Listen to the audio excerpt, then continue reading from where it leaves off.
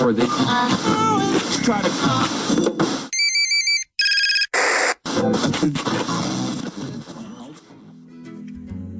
Sejam bem-vindos e bem-vindas ao nosso primeiro webinário Nobec. É uma bênção ter vocês aqui conosco. Hoje nós vamos ter uma palestrante de primeira linha, a nossa tia Michele Pauline. A tia Michele, queridas, ela é arte educadora, evangelista de criança, missionária. Ela pertence à Igreja Batista das Nações, lá em Campo Grande, em Mato Grosso do Sul.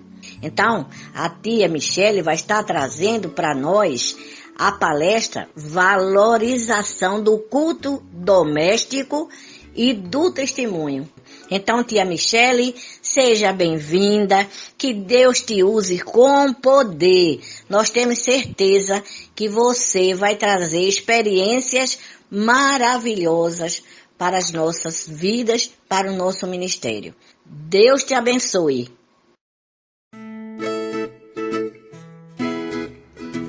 Olá, graça e paz, pessoal. Para quem não me conhece, eu sou a tia Michele. Meu nome é Michele Pauline, né? Mas sou mais conhecida como tia Michele. Estou bastante feliz por esse convite recebido aí através, né, da Ivaldira Tenório, de estar falando um pouquinho do meu trabalho, um pouquinho sobre um desses temas do webinário do Nobec. Esse novo momento, né, que a gente está vivendo, de sermos ministrados remotamente, à distância, pela internet, e de ministrarmos a outras pessoas assim, dessa forma distante, mas nunca tão perto como antes, né?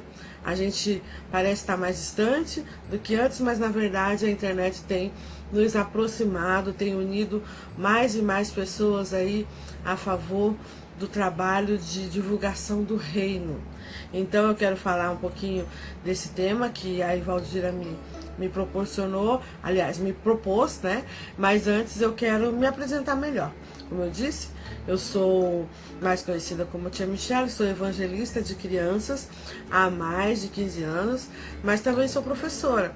Sou arte educadora, formada pela Universidade Federal em Artes Visuais, já lecionei, né, em várias escolas, em várias redes da educação, inclusive escolas devocionais, não somente na área da arte, mas também na área do ensino religioso, da filosofia. Então, não sou somente professora no departamento infantil das igrejas por onde eu passei, mas também em várias escolas. Hoje sou coordenadora do departamento infantil da igreja, que eu sou membro aqui em Campo Grande, que é a Igreja Batista As Nações, pastora Maurilians. Quero falar então sobre esse tema que a Ivaldira me propôs, e é um tema que eu tenho estudado bastante, inclusive tenho escrito a respeito. Tenho escrito sobre ele e em alguns momentos eu vou até ler alguns trechos aqui para vocês do que eu pretendo que no futuro próximo se torne um livro, tá bom? A Ivaldira me propôs falar a respeito do culto doméstico, né? Inclusive, ela anuncia esse tema como um estatuto perpétuo. Vamos ver o que é isso então, né? Me foi dada essa missão de falar aqui sobre o culto doméstico, dizendo que é um estatuto perpétuo. E isso quer dizer o quê? Quer dizer que é algo que não deveria nunca ter sido deixado para trás, ter sido deixado de lado, ter sido deixado a sua prática. Se é perpétuo, é porque é eterno, não deveria nunca ter sido interrompido, né? É algo que já se fazia desde os primórdios, e não é porque o mundo mudou, porque o mundo cresceu, porque a vida está uma correria, que ele deveria ter sido deixado de lado como se não tivesse importância. Ao contrário, a importância do culto doméstico, da prática do culto no lar, do culto familiar, é imensa, é enorme, e é justamente por isso que o inimigo criou todas as estratégias possíveis e imagináveis.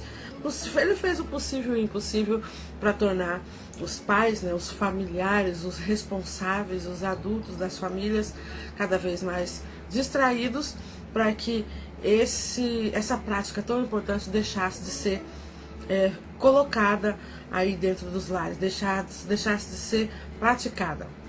Então, é claro que se é importante, justamente por isso é que o inimigo tem feito com que as pessoas estejam afastadas dela, distraídas dela, para que não aconteça. Esse é o trabalho do inimigo, né? Nos distrair do que realmente importa e mudar o nosso foco, fazer com que a gente enxergue outras coisas, cegar o nosso entendimento. É isso que ele tem feito, né? Mas Deus está no controle de tudo sempre, né, amados? Sempre. Muito no controle, inclusive, das tecnologias, tá? Até então a internet era considerada a grande vilã, né, acusada de afastar as pessoas, que o tempo todo estavam ali, cada uma nos seus celulares, embora sentadas na mesma mesa, cada um no seu canto, no seu celular, embora morassem na mesma casa.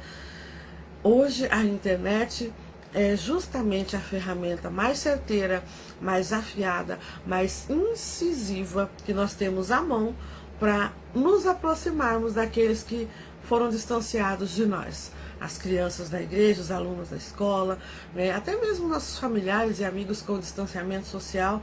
Hoje é a internet quem está nos aproximando, depois de estarmos aí o tempo todo perto um do outro, mas tão longe. Agora nós estamos longe e sentindo essa distância encurtada, porque nós temos a ferramenta incrível chamada internet. Quando foi que alguém nesse mundo de meu Deus imaginou o planeta inteiro parado de uma vez só? O mundo inteiro parado por causa de um único vilãozinho microscópico, invisível, né? Esse vírus que trouxe essa pandemia assustadora para o mundo, em proporções aí apocalípticas, né? Quando a gente imaginou o mundo inteiro parado dessa forma, será que Deus perdeu o controle? Tinha esse questionamento, essa pergunta no texto de anúncio aí, né, do webinário no BEC. Deus perdeu o controle? Ou será que ele deu uma pausa no tempo? Eu tenho certeza. Ele deu um pause. Deus deu um pause porque o mundo estava corrido demais, a vida estava uma loucura, a humanidade sempre estressada, corrida, estafada, com a correria da vida moderna, cada um correndo atrás do seu e todo mundo enlouquecido, procurando trabalho, querendo dinheiro, investindo nisso e querendo aquilo, todo mundo querendo mais e mais, nunca ninguém satisfeito com o que tinha. E Deus disse: chega. Enquanto a gente corria, enquanto os adultos corriam de lá para cá, os nossos filhos estavam deixando cada vez mais de serem nossos. Eles estavam sendo cada vez mais das creches, das babás, das escolas, da igreja, do Estado, e cada vez menos nós. Deus então deu um pause em tudo isso, fez essa correria toda parar, e Ele disse: toma, que o filho é teu. Ele nos trancou em casa, né? Como naquela fatídica noite lá do Êxodo, em que a 10ª praga iria passar, o anjo da morte, e Deus disse: fiquem em casa. Só não vai entrar o anjo da morte na casa em que tiver a marca nos umbrais das portas. Que coisa incrível. E só ficaram salvos, ilesos, aqueles que estavam protegidos pelo sangue do Cordeiro, né? Pela marca em suas portas. Estamos hoje protegidos dentro das nossas casas. Nossas crianças foram arrancadas das mãos de professores doutrinadores, de escolas com ensinos subversivos, foram devolvidos às nossas mãos como antigamente, para que nós voltássemos a ensiná-los em casa. Está sendo uma loucura, né, para os pais ter que ensinar a matéria da escola, ter que ajudar com os ensinos bíblicos e as atividades da igreja, e a gente se desdobrando aí para de longe poder estar dando esse suporte ainda para os pais e enviando recursos e materiais, porque nós não paramos, mas a responsabilidade mais do que nunca se tornou dos pais. Sempre foi deles, né? Mas na correria da vida moderna, eles foram delegando cada vez mais aos outros a educação dos filhos. Eles foram terceirizando. Nós, eu digo eles, mas eu estou falando de todos nós, né? A gente se inclui nisso tudo porque nós somos pais também. Então, as crianças foram sendo cada vez mais deixadas de lado. Os seres humanos passaram a ter cada vez menos filhos, né? Mas esse filho único, esse único casalzinho, no máximo 3 hoje em dia, foram sendo deixados de lado, deixados para trás. Eu li esses dias que os pais estavam saindo da escravidão do Egito, mas deixando seus filhos para trás, caminhando para Canaã e deixando os filhos no Egito. Nós estávamos esquecendo os nossos filhos para trás. Por isso Deus deu essa pausa no tempo, essa pausa no mundo. Parece que o planeta parou de girar de repente e Deus falou: toma, que o filho é teu. Então, essa prática do culto doméstico que vinha sendo tão esquecida, que vinha sendo tão negligenciada, foi de volta trazida aos lares. Eu creio que ainda existam aqueles distraídos que não estão fazendo mesmo nesse momento, mas também creio que hoje não somos apenas 6% das famílias cristãs brasileiras que lembram-se de fazer um culto doméstico. 6%. Existe essa estatística, existe esse número de que de cada 100 lares cristãos, não dos lares todos do Brasil, 100 lares cristãos, apenas 6, ou seja, 6% realizam um culto doméstico. Vejam só, quanta defasagem nessa área tão importante da nossa vida, irmãos. Eu quero ler para vocês aqui 3 tópicos que eu rascunhei para aquilo que eu quero transformar futuramente num livro falando justamente desse assunto que a Ivaldira me propôs. Primeiro tópico, que esses tópicos vão tentar nos explicar por que o culto doméstico foi esquecido, foi abandonado, foi deixado de lado. Primeiro tópico. Se antigamente as coisas eram ensinadas aos filhos no boca a boca, em torno de mesas e fogueiras, hoje as tecnologias tomaram totalmente esse lugar do pai que ensinava. Primeiro foi o rádio, depois a TV e finalmente a internet, que no início se limitava ao computador que você precisava se sentar na frente dele e ligá-lo. Mas hoje nós temos tudo isso no celular, na palma da nossa mão, 24 horas por dia ligado, nos oferecendo todo tipo de informação, de função, o tempo todo, e nós nos tornamos escravos da internet. Isso fez com que cada um de nós, com um restinho de tempo que nos sobra depois do trabalho, ficássemos totalmente ainda distante dos filhos.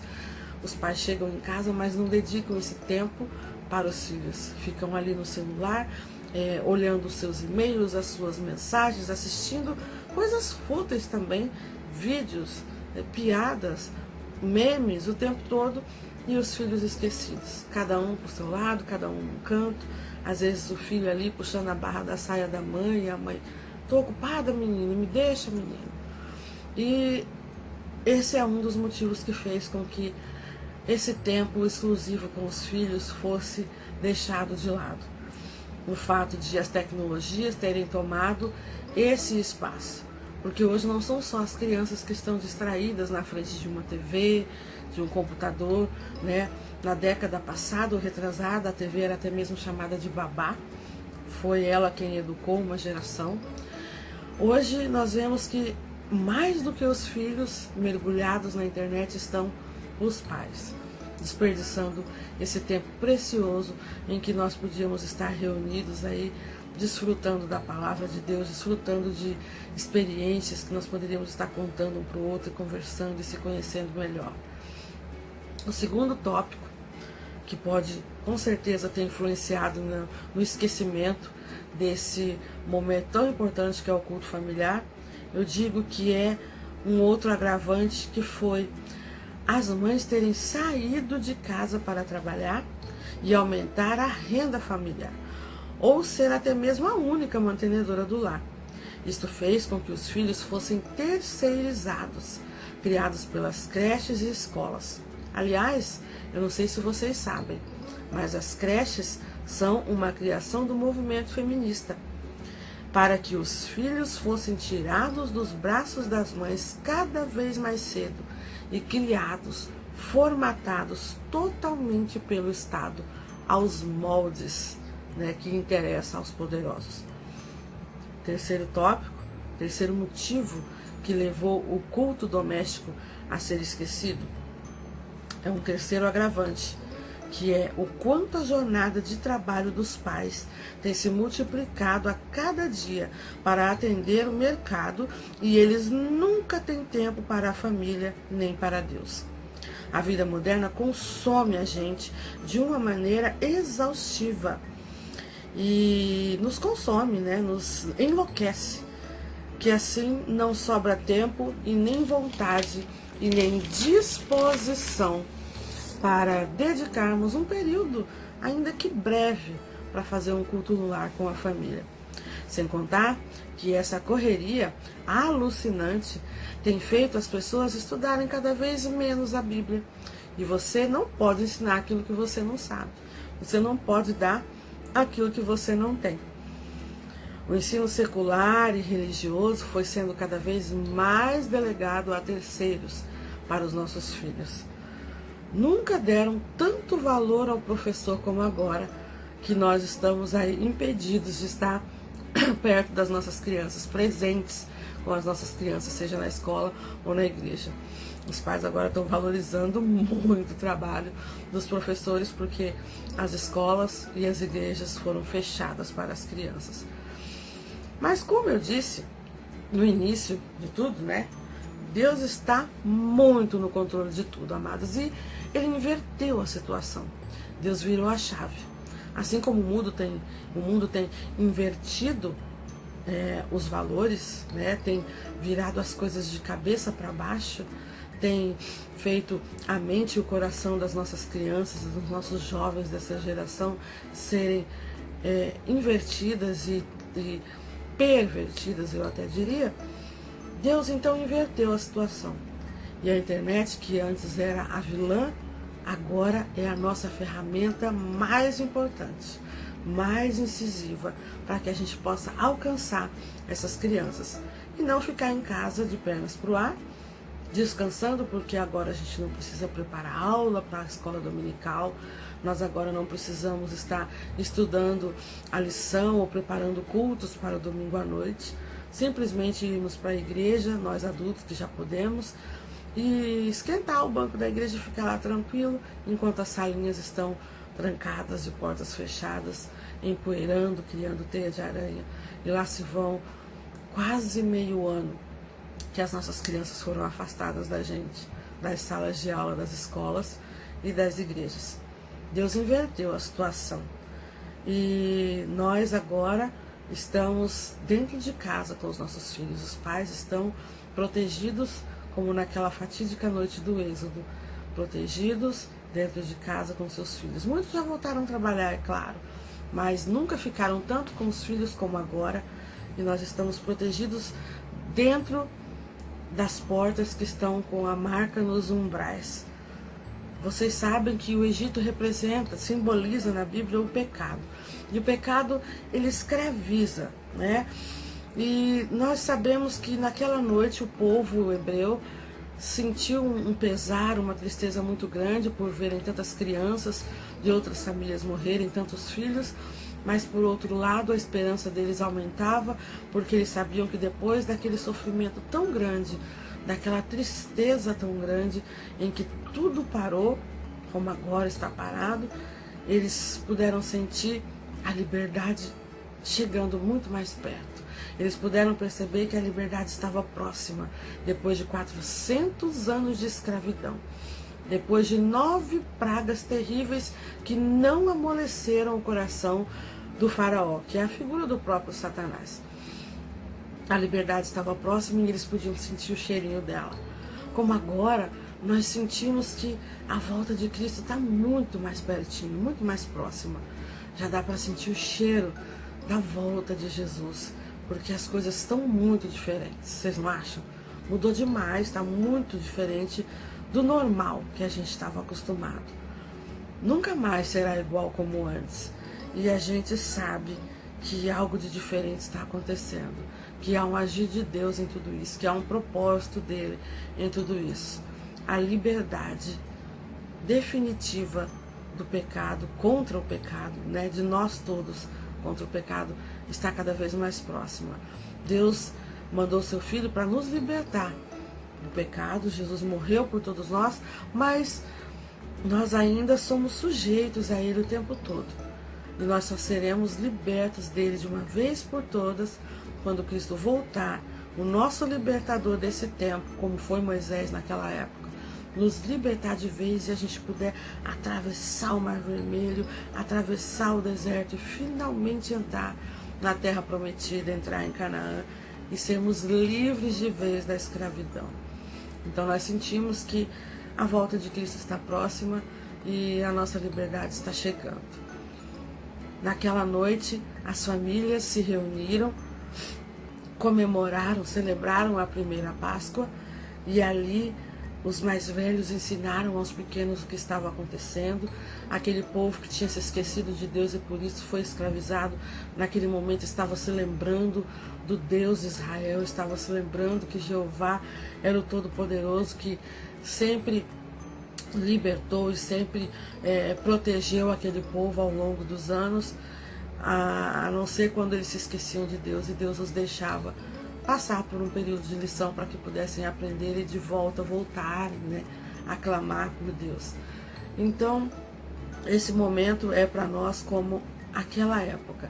A liberdade está chegando e as pessoas naquela noite se reuniram em torno de mesas e ensinaram às suas crianças, aos seus jovens o que estava acontecendo e puderam, o boca a boca, na tradição oral, falar da palavra de Deus, resgatar os ensinos e se prepararem para aquele arrebatamento que ia acontecer. Moisés estava arrebatando aquele povo daquele lugar que representava a escravidão, que era a própria escravidão, o Egito.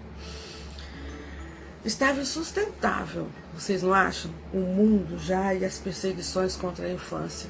Já estava muito, muito difícil. Era cada dia um pai chegando em casa e descobrindo um ensinamento estranho na escola. Era um filho que contava uma atitude difícil de um professor. Era um adolescente que passava por alguma coisa estranha na rua ou na faculdade. Estava insustentável, como na época dos hebreus ali também, escravizados. Então, como estava insustentável, Deus veio, inverteu a situação, virou a chave e nós agora estamos com o controle da educação dos nossos filhos nas nossas mãos. E a gente vai perder tempo, não vai resgatar esse hábito aí do culto no lar, e ensiná-los o que está acontecendo e demonstrar a semelhança com o que aconteceu naquela época do Êxodo e prepará-los para o que está por vir, para o que está para acontecer, que é a volta de Cristo. A gente não pode continuar desperdiçando esse tempo. Deus tomou os nossos filhos das garras dos doutrinadores, dos subversivos, dos esquerdizadores e está nos devolvendo os nossos filhos nas mãos, dizendo: toma que o filho é teu. Endireita o pensamento, o coração, ensina o caminho, ao deitar, ao levantar, ao sair, ao voltar, ao chegar, o tempo todo ensinando no caminho, não ensinando o caminho para ele sozinho, mas ensinando no caminho, andando junto com ele. A gente não andava mais junto com os filhos. Os filhos nem junto com os pais estavam indo mais para o caminho da escola, nem esse período juntos tinha. A van passava na porta de casa, levava seus filhos. Um vizinho juntava um monte de crianças no carro e levava todo mundo junto. Muitas vezes nesse momento você tinha com seu filho. Então olha só, Deus nos devolveu as crianças nos braços e disse: toma que o filho é teu. Vamos aproveitar esse momento e resgatar esse estatuto perpétuo. Nunca deveria ter sido deixado de lado, mas o inimigo nos enganou, nos cegou e nos tirou esse costume porque era bem conveniente para ele.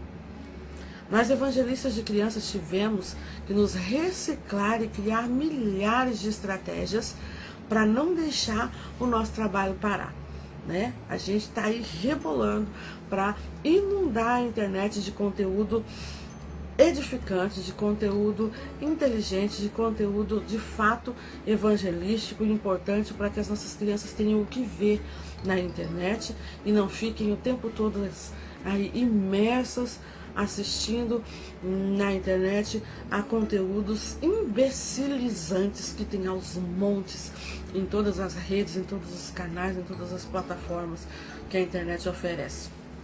A gente tem se desdobrado. Quem tinha vergonha de gravar um vídeo perdeu a vergonha. Quem tinha medo de falar teve que perder esse medo. Quem não sabia mexer com o celular e com as redes sociais teve que aprender.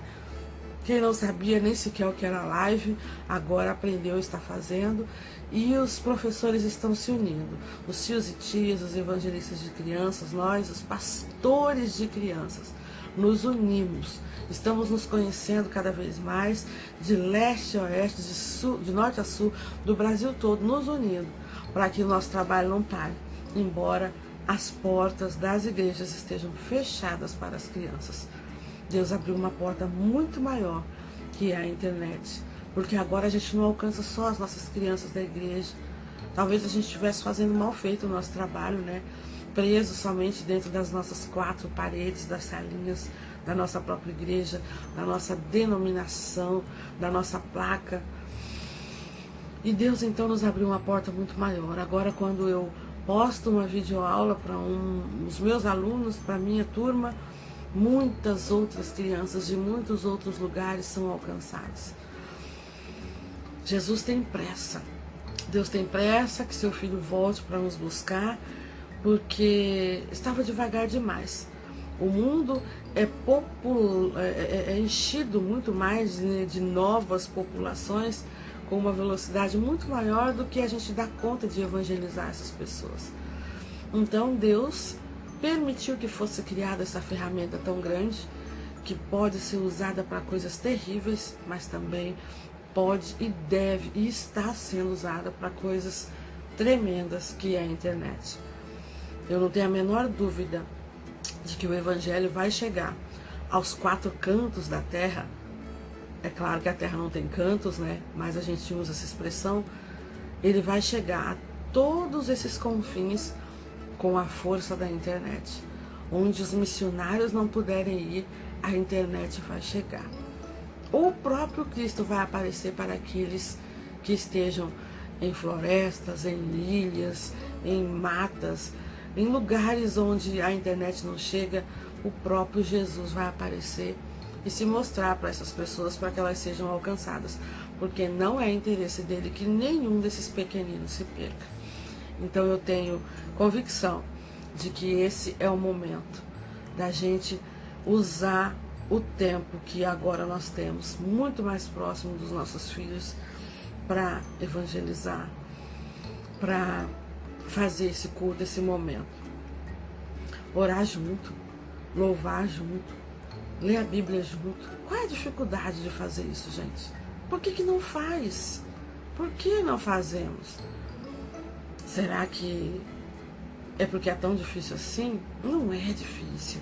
A gente faz isso na igreja. O problema é que não se pratica, não se ora sozinho, não se louva sozinho, não se lê a Bíblia sozinho.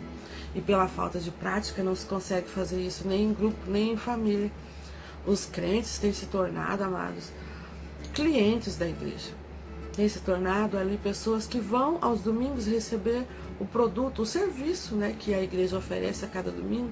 Senta ali, esquenta o banco, recebe a mensagem, recarrega as energias para o resto daquela semana, que novamente será uma correria, um estresse, uma loucura, e não sobra tempo para Deus. Não se lembra de falar com Deus, de olhar para Ele. O máximo que se faz é uma oração repetitiva, corrida, e não se tem um tempo separado para Deus. Para a família, então, nem pensar. Qual é a dificuldade? A dificuldade é que a gente não pratica. Eu digo a gente porque é sempre bom a gente se incluir naquilo que a gente ministra, naquilo que a gente fala. Geralmente a palavra que a gente ministra ao outro fala primeiramente conosco, fala com a gente mesmo, né? Parte daqui. Eu digo por experiência própria, porque aqui mesmo em casa existem as dificuldades. Existem as dificuldades. E eu digo isso tudo por experiência própria. Quando os nossos filhos são pequenos, é muito mais fácil, moleza. Eles mesmos nos chamam. Vamos fazer o culto doméstico. Papai, mamãe, vamos sentar, fazer um culto, vamos cantar, vamos ler a Bíblia, quero ouvir história. Mas depois que eles se tornam adolescentes, a gente é que tem que estar correndo atrás, implorando, pedindo um tempinho, juntando todo mundo. É uma dificuldade tremenda fazer todo mundo parar. E quando o pai de família não é aquele que se apropria da autoridade que Deus deu a ele de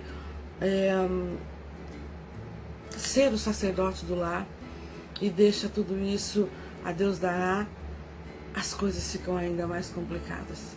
Porque é o sacerdote do lar quem deve ter essa iniciativa, é o pai quem deve estar fazendo esses ensinamentos aos filhos, e hoje em dia os pais não têm feito esse seu papel.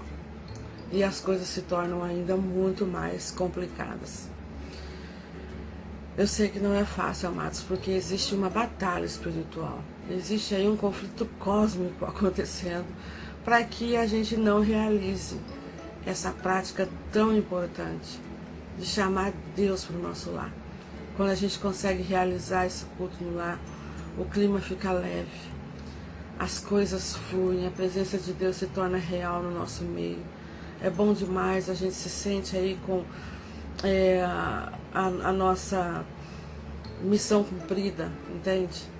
E é frustrante quando você não consegue, quando você chama e eles não vêm, quando você pede, quando você cobra e eles não querem. É difícil, mas a gente não pode desanimar, não pode sucumbir. A gente não pode de maneira alguma desistir. Desistir dos nossos filhos, jamais. Desistir de uma vida com Deus, desistir da nossa família, nunca. De maneira alguma, em tempo algum. É um estatuto perpétuo. O culto no lar, o culto familiar, nunca deveria ter sido abandonado. De maneira alguma, essa prática poderia ter sido deixada de lado. Mas o inimigo, o Deus deste século, tem cegado o entendimento de muitos, assim diz a Bíblia, né? É uma tradição que jamais devia ter sido abandonada. Antigamente, nos tempos em que a escrita ainda nem tinha sido criada, como é que vocês acham que as histórias bíblicas, que os acontecimentos aí dos primórdios da criação chegaram até nós? Como é que a gente sabe como tudo isso aconteceu? Se a escrita ainda não tinha nem sido criada nos tempos de Adão e Eva. A grande maior parte, ou melhor, tudo que foi acontecido no livro de Gênesis, aliás, o livro de Gênesis compreende, ele sozinho, um tempo muito maior de história do que todo o resto da Bíblia. Como é que a gente sabe de tudo isso? Foi a tradição oral, amados. Foi o boca a boca. Foram os pais sentados em torno de uma fogueira. Foram as crianças sentadas em volta dos pais, dos avós, dos mais velhos, ouvindo como tudo aconteceu, até que Moisés começasse a escrever. Porque vocês sabem que quem começou a registrar tudo que a Bíblia conta ali nos seus primeiros livros foi Moisés, que escreveu o Pentateuco, Gênesis, Êxodo, Levítico, Números, Deuteronômio. Mas até que Moisés começasse a escrever, como é que tudo isso chegou até Moisés? Deus contou para ele? Não foi só isso. Não foi só a inspiração de Deus falando a Moisés o que escrever. Na verdade, as pessoas daquela época não deixavam a história morrer. Eles contavam uns para os outros. Os mais velhos ensinavam os mais novos. E assim por diante, a tradição era passada de pai para filho. Em muitos lugares do mundo isso ainda é realidade, lugares em que a internet, em que a tecnologia não tomou tanto conta assim da vida das pessoas. Nós sabemos que os judeus mesmo, os meninos com 12 anos, eles já têm aí toda a lei decorada, a Torá, eles decoram tudo, eles são obrigados a aprender tudo isso para que quando chega ali o dia da comemoração dos seus 12 anos, me fugiu agora a palavra, da celebração, eles têm que saber toda a lei. Isso ainda acontece. E alguns povos também, com outros ensinamentos. Nós, ocidentais, deixamos as coisas se perderem muito. Mas Deus está sempre nos trazendo de volta para o lugar certo. Deus está sempre colocando as coisas de volta nos seus devidos lugares. Amados, eu tenho saudade de quando a minha vozinha sentava todos os netos ali em torno dela para contar a história. Minha avó criou todos os netos na igreja, foi ela quem ganhou a família toda para Cristo.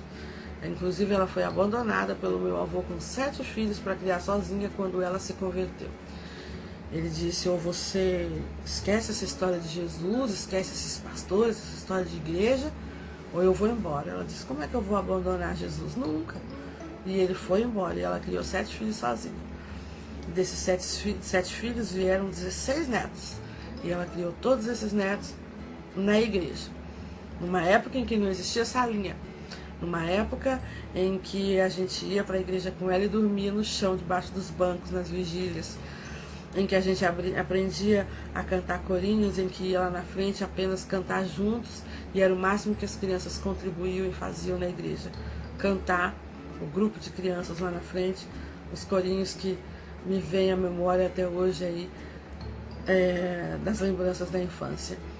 E era bom demais ter essa vozinha ensinando os netos, contando as histórias, não somente histórias bíblicas, mas histórias de vidas, experiências que ela teve durante a sua juventude, durante a sua vida toda, ensinamentos preciosos que os nossos anciãos, que os nossos mais velhos passavam para os mais jovens e hoje ninguém dá o menor valor.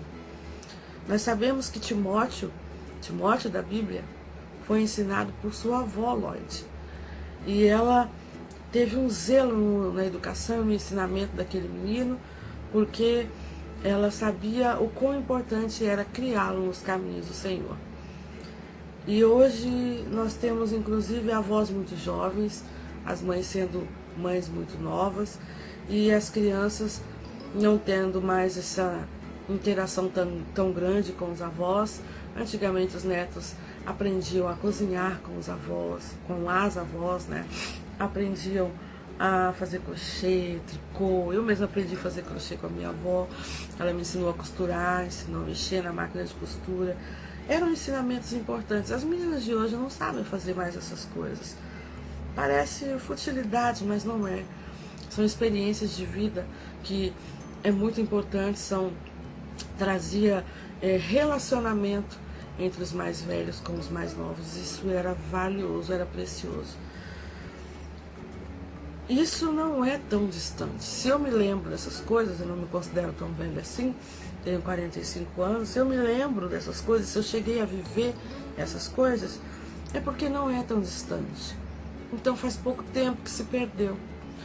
Eu me lembro da minha infância com os meus primos, a gente brincar de culto, a gente juntar as cadeiras ou mesmo tijolos no quintal e fingir que eram os bancos da igreja e ali pegar um pedaço de pau, fazer de microfone e a gente brincar de igrejinha, de cultinho.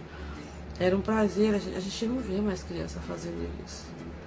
Então, quando foi que tudo isso se perdeu? Não faz tempo. É recente. Se perdeu nessa geração. E essa geração, amados, é nossa responsabilidade. É muito frustrante a gente perceber que as coisas importantes têm se perdido nessa geração que está nas nossas mãos. Então a gente não tem feito o suficiente, a gente não está fazendo o que precisa ser feito. Deus vai nos cobrar, com certeza. Com certeza, Ele vai nos cobrar.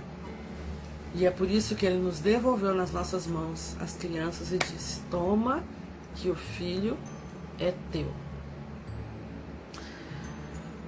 Cada vez mais distantes eles estavam ficando de nós. Mas Deus encurtou essa distância e nos devolveu as crianças nas nossas mãos. Mas nós temos a ferramenta nas nossas mãos. Nós temos, nós professores, não estamos distantes dessas crianças, né? Estamos aí mais perto dos nossos filhos, mas também preocupados com os filhos das crianças, aí, os filhos, né, dos membros da nossa igreja. A gente não se esqueceu deles. Então a gente tem usado essas ferramentas todas para continuar demonstrando nosso amor por eles. Nós não estamos felizes de estar distante deles. E a gente então tem produzido aí o máximo de recursos para dar esse suporte aos pais para que eles continuem o ensino em casa. A gente grava videoaula, a gente envia atividade, a gente manda desafio, a gente manda devocional. Eu creio que todos aí têm grupos dos pais, né, com os pais da sua igreja, e a gente não para de enviar atividades, recursos. Às vezes desanima um pouquinho, eu sei, às vezes os pais parecem desinteressados, parecem que não estão nem aí, mas eles estão sim, a maioria tá, né? Eles só não respondem tanto assim, mas se você parar de mandar, se você parar de fazer, com certeza eles vão sentir falta. Então não pare, continue compartilhando. Nunca se viu compartilhar tanto devocional como hoje a gente tem visto ser compartilhado aí nos grupos, né, que a gente participa, porque a gente participa de grupos de WhatsApp, a gente participa dos cursos online, a gente se inscreve no canal um do outro, a gente cria as lives, a gente faz o que pode e o que não pode para que a internet esteja aí inundada pelo trabalho dos evangelistas de crianças, dos pastores de crianças, e a gente não deixe a desejar, que Deus não nos cobre por termos aproveitado esse momento como se fosse férias, estivéssemos aí descansados dos pequenos, sem se preocupar com o que eles estão fazendo, o que eles estão assistindo. Não, a gente se preocupa sim. A gente está bastante preocupado e nós estamos fazendo o que podemos. Se alguém não estiver fazendo, comece. Nunca é tarde, tá bom? Não fique tranquilo aí achando que Deus te deu férias. Não, ao contrário. Deus apenas mudou o foco. Ele apenas fez a gente mudar as estratégias, mas o objetivo continua o mesmo. Alcançar primeiro o coraçãozinho das crianças, chegar primeiro no coração delas, antes que o inimigo as alcance e as ganhe para povoar o inferno. Nós não pusemos filho no mundo para povoar o inferno, de maneira nenhuma. Eu não me conformo com isso. Que os nossos pequenos não pensem que nós nos esquecemos deles, que eles possam perceber o quanto a gente está com saudade, o quanto a gente se importa, o quanto a gente está aí o tempo todo planejando, fazendo coisas para eles, enviando. Tem gente que está fazendo visita na porta das casas de máscara, tem gente fazendo ligação surpresa, tem gente que faz chamada de vídeo, tem gente que manda cartinha pelo correio ou manda um carteiro especial entregar carta. Gente, ideia não falta. Deus é um Deus criativo e nos deu uma criatividade infinita para fazer a obra dele com excelência. A gente tem sim muitas coisas a serem feitas e a gente não pode desperdiçar essas oportunidades todas. É claro que esse momento é todo dos pais, porque Deus devolveu as crianças nos braços deles para que eles reconhecessem que os filhos são deles, a responsabilidade é deles. Mas a gente continua aqui, dando suporte. A gente continua aqui, criando recurso, porque se foi a nós que Deus confiou esse chamado, se foi a nós que Deus deu aí as oportunidades de estudar, de se especializar, é claro que muitos pais podem estar perdidos, sem saber como fazer, o que fazer, e a gente está aqui para ajudar, para dar o suporte, não é? Então não pare de fazer, não pare de se dedicar. Não deixem as crianças se esquecerem de você, se esquecerem da igreja, se esquecerem de Jesus. Jamais, não deixe. Tem criança que cresceu, a gente olha fotos, vídeos, quando eles mandam, e fala, gente, como mudou, né? Lá se vão 5, 6 meses, eles estão mudando. Não pode deixar essas crianças se esquecerem de nós. Os bebezinhos, os pequenininhos, talvez quando nos encontrarem não vão mais nem saber quem nós somos. Mas a gente não pode deixar eles se esquecerem. Vamos continuar fazendo o nosso trabalho com afinco, nosso trabalho com dedicação, com excelência, e continuar marcando o coraçãozinho dessas crianças com a palavra de Deus e com todas as estratégias que Deus tem nos dado para que eles não se esqueçam de nós, da palavra de Deus, da casa de Deus e de Jesus, que é o foco disso tudo. E se este o nosso maior anseio, né? Se esse é o nosso maior anseio, que Jesus volte, né? A gente continue fazendo tudo isso até que ele venha, até que ele volte, e parece que vai ser logo. E se esse é o nosso maior anseio, que ele volte, que a gente continue usando aí essa super ferramenta, tá bom? Para que o evangelho se espalhe logo, logo, rapidinho. Porque quando todos tiverem tido a oportunidade de ouvir essa palavra, ele vai voltar. Eu sei que ele só não vai voltar enquanto houver alguém que não teve essa oportunidade. Porque não é interesse de Deus que nenhum desses pequeninos se perca. Mas quando todos tiverem tido a oportunidade de ouvir e aceitar ou não, ele estará voltando. E ele já está às portas, porque eu creio que não falta muito. E com a força da internet, então, meus irmãos, é claro que essa obra está para ser terminada. Essa colheita está quase no fim. Então, continue. Não parem até que Jesus volte.